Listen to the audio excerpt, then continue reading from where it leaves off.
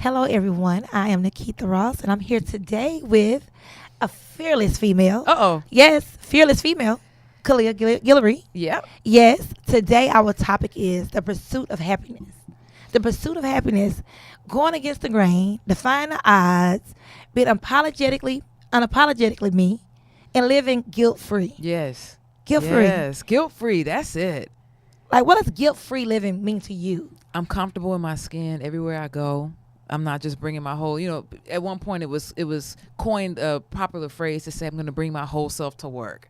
Well, why can't you bring your whole self everywhere? Right. I should be able to be who I am at work, at home, in the community, when I'm in the podcast studio, when I'm at the salon. Everywhere I go, I shouldn't have to add a mask or reveal a mask. I should be able to walk in anywhere I go unmasked. Right. So how long did you wear a mask? Oh, gosh.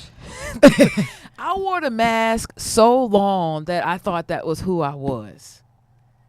So, I really, truly didn't unmask. And the truth of the matter is I'm still finding additional masks. And I'm like, oh, I didn't know that was a mask. Let me go ahead and get this off now. What I've learned is that it's easier for me to unveil the mask and remove the mask off, because I think what I've realized just on the journey I've been on thus far, it's not a matter of reinventing ourselves. It's a matter of revealing ourselves, because when we reveal who we already are, that's who we are at the core. When we reinvent, that's when that mask tells us, hey, you need to be like that. Hey, your social media account ain't popping. You need to make sure you're like that. And then we get into these manufactured labels. And then we begin to continue to reinvent ourselves and wear these masks and add more masks to be someone else that we're not. But when we reveal who we already are at the core, it doesn't matter. This is just who I am. It's kind of like, boom, I'm here. It's a great reveal. It is, and it takes so many of us time.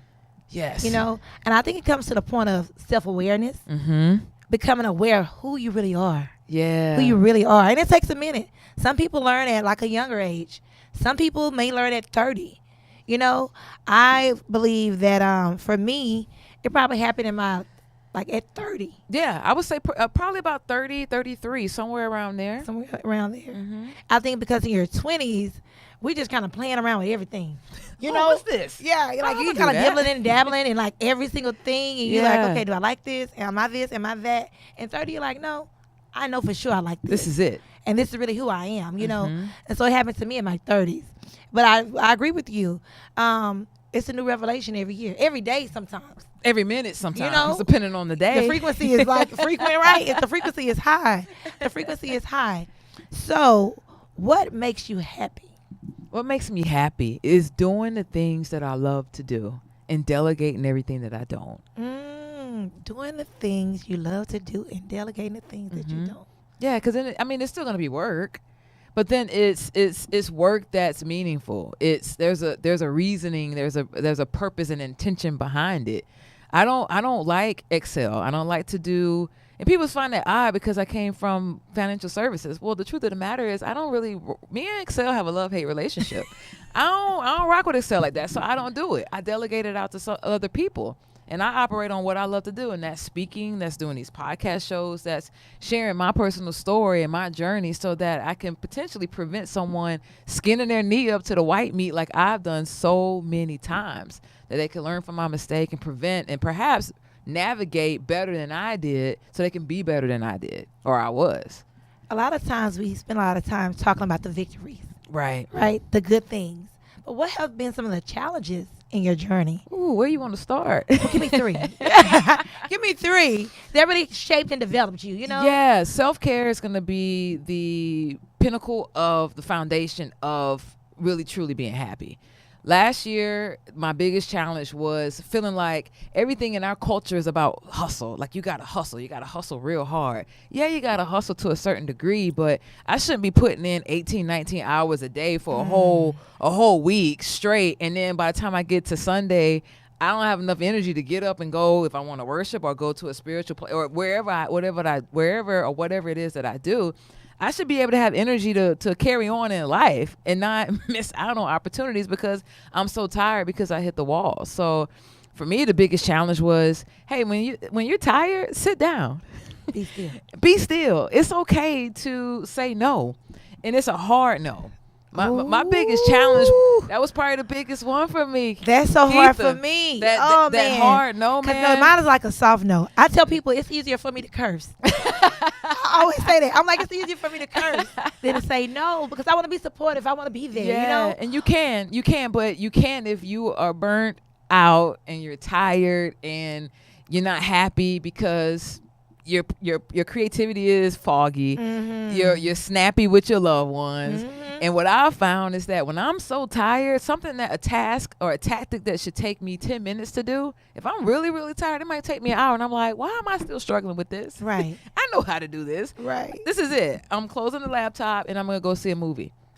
Like Thursdays is my self-care Thursdays. Like it's a thing in my house. Like if you looking for me or like towards the end of the day, I'm either getting an adjustment from my chiropractor, I'm getting a massage, or I'm at the movies eating popcorn. And we have to do that. I have this little thing that says like self-care for the month. Yeah. You know, it said go on a date with yourself. It's real. It said go on a date with yourself, go on a date with a friend, go on a date with your spouse or your loved one. Then it says get off of social media for 24 hours. Mm-hmm. And it was like 3 more other things. I was like, this is good stuff.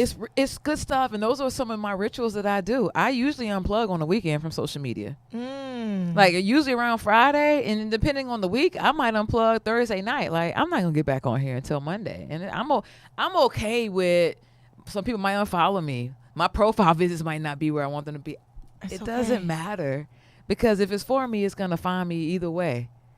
If I'm unplugged or if I'm plugged. If it's for you, it's for you. If it's for me, it's for me. And that's another thing that I had to learn last year. It's like, I can't, everything was, someone invited me to a networking event. I got to go. It's got to be a yes, because what if the person that can get me to the next level is in the room? Mm-hmm. Well, then I had to shift my mindset. Well, if that person is in the room, it'll be another room that I'll meet them in. Mm-hmm. It doesn't have to be that room.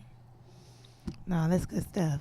So what do you do? Well, you already said it. You have me time. That's one thing. Mm-hmm. But who inspires you? Who motivates you? What is that fuel that keeps you going? That keeps me going? Yes. My mom was like the epitome of perseverance, inspiration. She worked at the same corporation for 33 years. And the only reason why she had to retire is because she was diagnosed with ALS. And I could count on one hand the amount of times the woman in 33 years called off sick. Like in 33 years, 5 times you were out sick in 33 years. 33 years. No weeks like calling 33 times in 1 year. Because I've come to the realization as I watched my mom. I watched my mom work hard. She worked at a refinery in Port Arthur, Texas. That's where I'm from. And she literally would drop me off to my grandparents' house because she had to be to work at 6:30 in the morning, and would come home after working all day, cook for my sister and I, and just talking about the things she had to deal with, like racial stuff and being a woman and just the things that she had to deal with. All the isms. Pay, right? Like, oh my gosh, can you believe it? Like, she started as a janitor, and when she retired, she was a supervisor.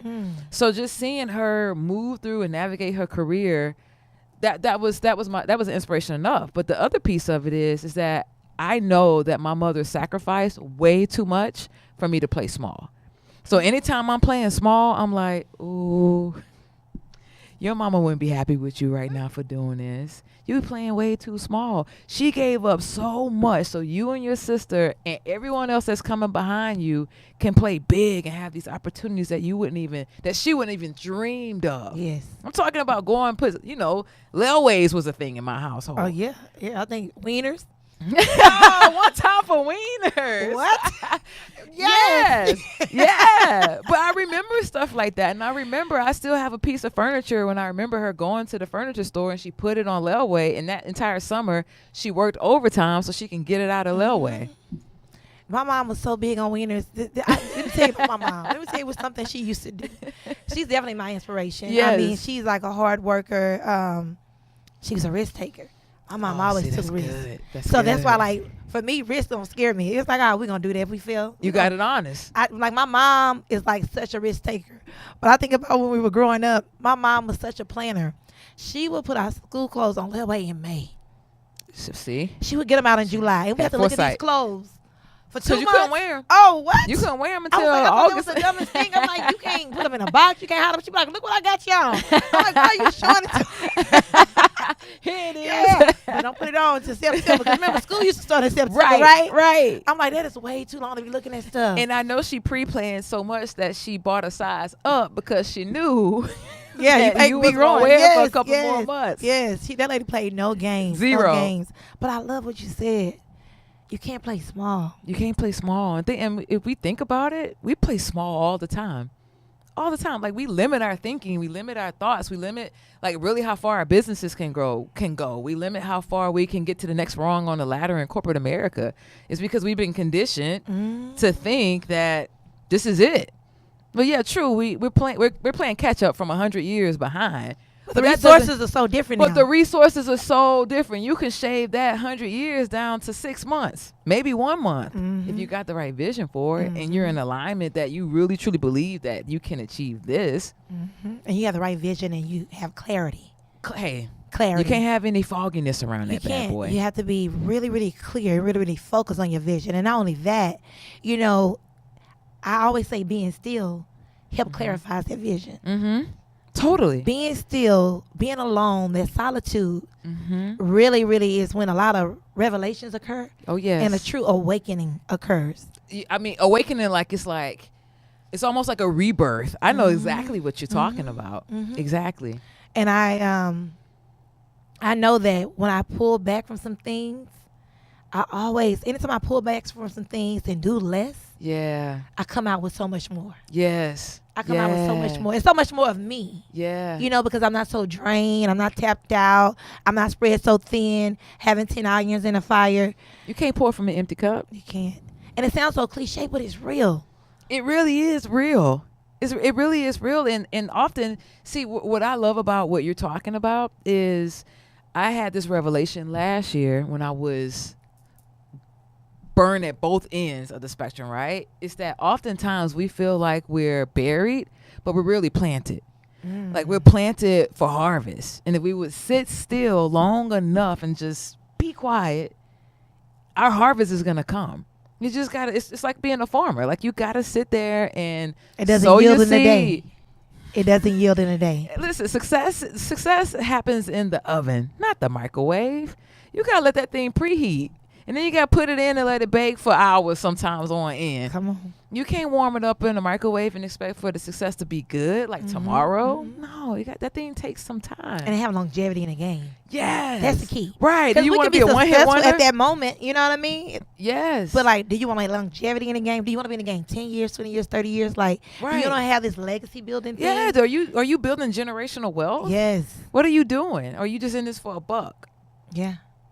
I mean, it's a big difference. It is. It's a big difference. And either is okay. It just, you have to get clear on what it is that you want. Because when you decide if you want it for the buck, if you want it for the long haul, generational wealth, the planning is different. It looks sowing a whole lot different. is different. The timeline those late nights and early mornings look different. And you are burning both ends because you may have late nights and early mornings. Yes. Right. Oh, yeah. And early bird catches the worm. Hey, always. Yeah. Always. It really does. You seem so knowledgeable. I'm enjoying you. No, I love all these phrases. You. I'm serious. Where do you get that from? Are you a big reader? Do you watch a lot of documentaries? What do you do? Because you have a lot of insight. All above. I'm like, I can sit at her feet. We can sit at each other's feet, right? I'm loving this. I'm so serious, Khaliah. Yes. Come on. Mike, do I be saying this all the time, Mike? I do and not. Listen, Magic Mike tells no lies. I know this. I'm literally like, get it together, Keith. Ask the next question. But where do you get this from? I get it from everywhere. We could find inspiration everywhere. Oh, yes. From kids, I listen to a lot of podcasts. Before I came over here, so one of my things for 2019 is I said I'll either start my day or end my day by watching Shark Tank. Because I want to get more knowledge in the formation of business, and pitching my business to fine tune my elevator speech. Because I mean, we always got to be innovating and progressing and getting better. I thought, well, that makes sense, and I listen to podcasts, as I mentioned. I read. I mean, I find it literally everywhere.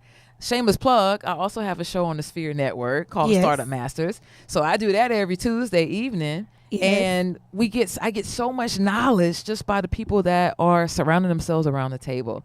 And I think the other piece of it is that we can learn from the living and the dead. I learned a lot from Maya Angelou. I learned a lot from, those who paved the way for us, and we're now carrying that baton and the torch so that we can go further than they did. So how do you feel about, because I have a millennial in my house.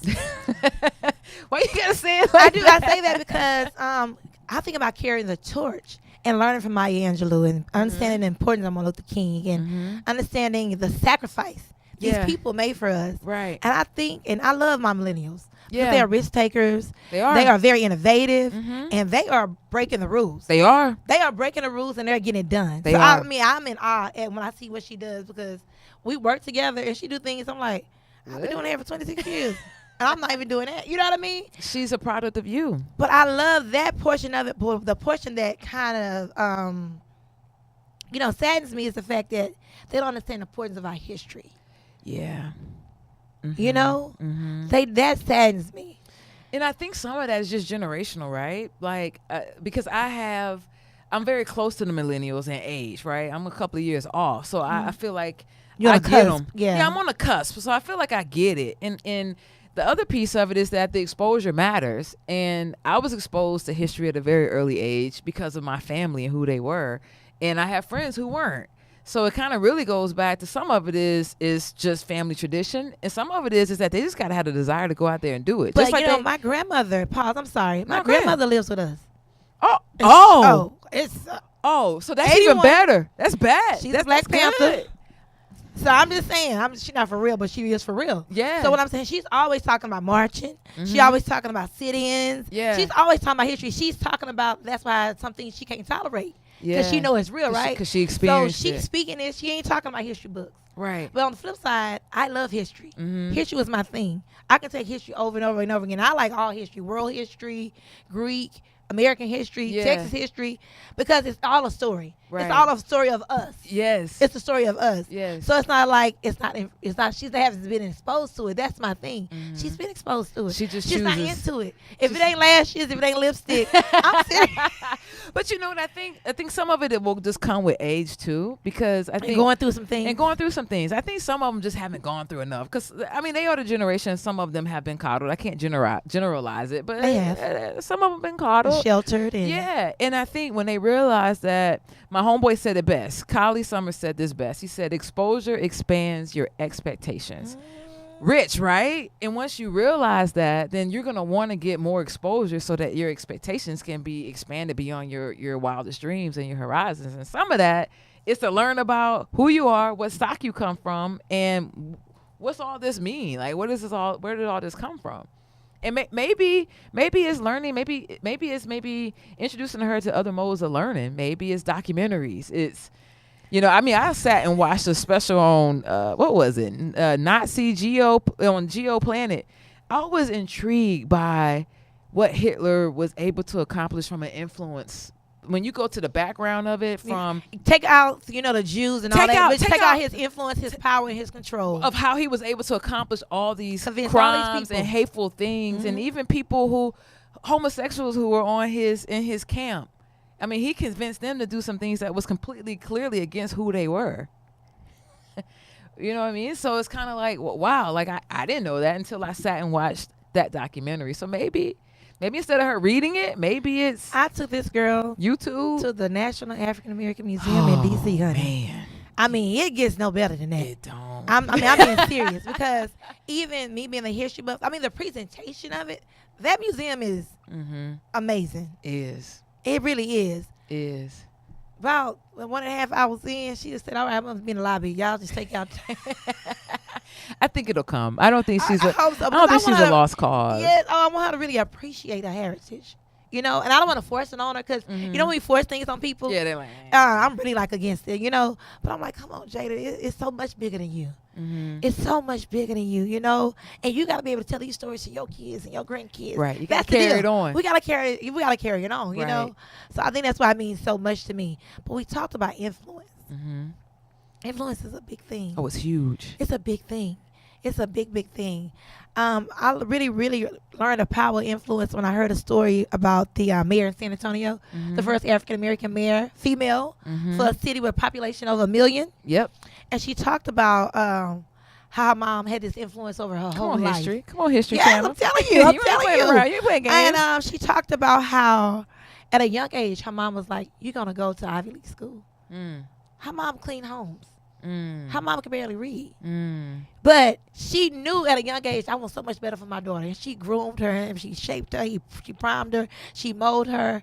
And look where she is today. Yeah. And she was just like, it was just so funny on the journey because she said she didn't realize the influence her mom had on her until like later on. It was like, I did everything she sought out. That's what's going to happen with Jada in this history. Come on. It is. Come It's just a on. matter of time. You know, it makes me think about I'm in the middle. Well, I'm almost towards the end of Becoming Michelle Obama's. Woo!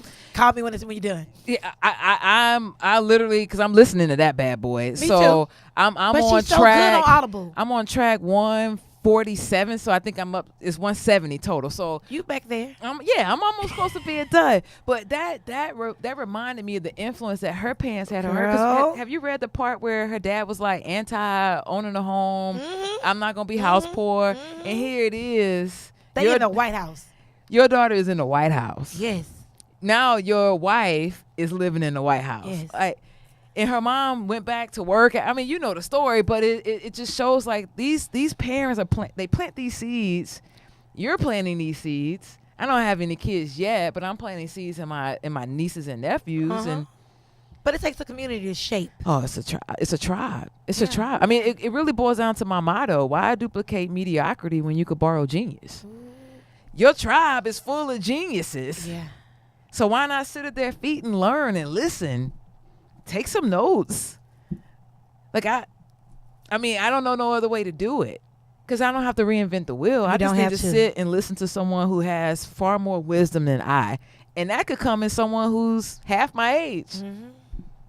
That Becoming, people know I am Team Michelle Obama, so they think I'm biased anyway. And I may be, but that book, But that's okay. that book though, that book was so much about her mom and her dad, her upbringing. It was. And it was so much about, greatness don't happen overnight. It doesn't It's happen in the overnight. oven. Oh, man. And it's just like how her mom kept saying, I'm not raising babies, I'm raising adults. Like, you figure it out. Yeah. You figure it out. Yes. Shaping them at a young age to become critical thinkers. That's what she was doing. That's what needs to happen at a very early age. That book. Yeah, I know. I Yeah. know. Where are you? Where are you in it? I'm over it. I'm done. Like, you done? Okay. I mean, I wasn't talking to people at my house. I was like, I was sitting in my car when I would get home and sit in the car another hour because I knew they would be asking me questions. I was your day. Don't worry about my day. Right, I gotta get to I gotta this get book. this done. I gotta get this done. And when I was done reading the book, my husband said, "Finally, I can get some attention. Finally." Yeah, because I mean the book is long. It's 8 hours in audio. But it's long, but it's not grueling. You get what No, I'm saying? mm-mm. It doesn't. I'm going through it, Yeah, and I'm it's being patient with it. digesting it. Yeah. You're digesting it. You're taking it slow. Yes. And that's what I did. I think it took me like a week and a half because I didn't want to I can zoom through it and listen to it. No, I don't want to be distracted. I want to take my time. Yep. I didn't want to miss anything because one day I called myself multitasking. I was like, I missed that whole chapter. Pause. Let me run that Yes. back. Yes. Let me I run didn't that get this. I didn't I get didn't. this. But no, that influence is amazing. That's amazing. What are you looking forward to in 2019? The infinite possibilities. Come on. Because I learned at a young age last year in my business that I'm not going to dictate anything. I retired the idea of having vision boards, and I created through my manifestation queen, her name is Andrea Scott, taught me that it's one thing to have a vision board, but it's another thing to have a manifestation board. So the difference is that the vision board is, generally speaking, we usually flip through magazines. Oh, that's cute. I'll put this on my board. That'd be nice to have. But the manifestation board is intentional. These are two things that I'm going to focus on this year. And here are the things that are going to help me get there. And then you cut out things that are going to ignite you when you don't feeling like getting out of the bed in the morning, that are going to keep you on trend and on track to make sure that you're striving every single hour of the day, and despite what you're doing, to achieve this goal. So here it's on my phone. I use it as my screensaver as a reminder. Oh, you really do? Yeah, and this sits next on my nightstand. So the last thing I see before I go to bed is my board. And the first thing I see when I open my eyes to go and get my phone, which was strategically done, that I don't sleep with my phone anymore, to get my phone out of the bathroom is my board. So it's the first thought and the last thought generally of the day. So why don't you sleep with your phone anymore? Because it's too many distractions. Mm-hmm. Because whenever I slept with my phone, the first thing I did is I rolled over, I grabbed it, and I'm like, what I got to do today? What emails do I need to respond to? And then my chest would start to get tight, and I'm like, oh, I just don't feel like doing it today. Mm-hmm. But when I started to separate from my phone, the first thing I do now in my rituals is I open my eyes. Thank you for allowing me to have breath in my lung. Mm-hmm. Then I go my lungs, and then go through my gratitude list. It's a ritual, right? Mm-hmm. 30 to 45 minutes, sometimes an hour, depending on how I wake up. If I feel like I woke up on the wrong side of the bed, I might expand it to, another 15 minutes. But gratitude list, I do guided meditation. I read a daily devotion, and then I just sit there and I be quiet, and then I journal. I write out what my intentions are for the day, and after I write them out, then I sit back, I close my eyes, and I visualize me doing those things. Oh, that's some good stuff. Because thoughts become things. So if I can see myself doing it, then it probably will happen. It will. Might not happen that day. It might happen But a it'll year. manifest eventually. It'll manifest eventually, and I'll probably forget about it. But at least I was connected and aligned to it. So your personal life. Yes. So let's talk about that. Let's go. Is that a part of the pursuit of happiness? It is. It's got to be aligned. Because, there's no perfect equation to this, right? There's times where my goal is I want to keep all my balls in the air at the same time, and the idea is not to drop the same ball consecutively every day. So if Tuesday I drop the business ball where I didn't complete my to-do list, I can't drop that same ball on Wednesday. Mm-hmm. On Wednesday, if I didn't have dinner with my wife, I got to have dinner with my wife on Thursday. Mm-hmm. I can't drop the same ball Mm-hmm. consecutively every day. Sometimes it works out, sometimes it doesn't, but at least I'm intentional about it. Yeah, and that's the deal, being intentional, being deliberate. When you sit back and think about, wait a minute, did I text her today? Yeah. Because sometimes it happens. You get it's busy. like 2:30, and it's like, oh, the whole day went by. Right. And then my husband had texted me at 3. I'm okay. No, it's real talk, because it's just those little check-ins. And then in the beginning, before when I transitioned away from corporate into full-time entrepreneurship, I was like, "Woo, I'm working 10 times harder than I thought I would be." Oh, I had to schedule no off days. none until I made myself take them. Mm-hmm. But I used to schedule don't forget to check in on the wife, Yeah, because you have to. the day would go by and it's like, well, what happened? So what is this new entrepreneurial journey about? Yes, I'm glad you asked. Yes. So I transitioned away from corporate. I walked away from my cushy executive corporate gig April of last year. Okay, almost a year. And the cool thing about it is that I started this business. I had the foresight that I'm not going to retire in corporate America 2.5 years ago. Okay. So I already started to develop the business within. So what it was is I said, well, here's how the story happened, Cliff Notes version. Okay. I was in this role. I was a strategy manager, and my territory was the entire country. So they flew me out to San Francisco to develop this presentation, to strategize with the team for a program and a campaign. So as I was taking my seat back from the presentation, the EVP leaned over and said, I don't understand why we're spending thousands and thousands of dollars on motivational speakers to come and fire up the troops when we have you on payroll. And so when I leaned back, I said, you sure right, lady. Why are you? And in that moment, KOG and Company was born. And I made the decision. I said, if I can do this for them and generate millions, surely, what I know for sure is that surely I can do it for myself and generate potentially billions. You better go ahead. So that's what the infinite possibilities. You better come on. Infinity. You see, I ain't capped nothing. I'm open for whatever it's going to be. Yes, because we do cap our dreams. We do. And I learned that from a member of my tribe. Sharice Davis was on our show, and she said, yeah, whenever I write something down, I say, this is what I want, or ...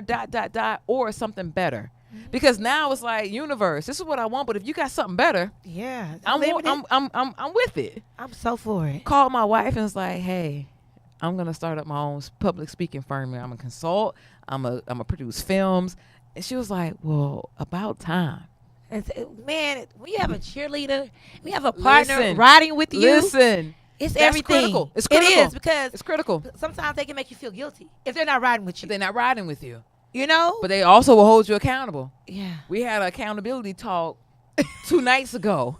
You got until December 31st of 2019 to make this thing pop off. It's your first full year. Yeah. Because if not, and by then it's like 18 months. And it's like, you're going to have to go back to corporate okay, done, got Yeah, it. yeah. Because now it's clarity around it. I know where she stands. She knows where I stand. Like, it's no miscommunication. Like, we've been clear. Uh-huh. But it's been critical, man, having that cheerleader. It is. Khaliah, you have been amazing. Oh. Yes. I'm up here blushing for you. I'm gonna play this podcast about 3 times. What? Pen and paper. Stop it. I'm Stop still it. in your I'm gonna be quoting you, quotes, hashtags.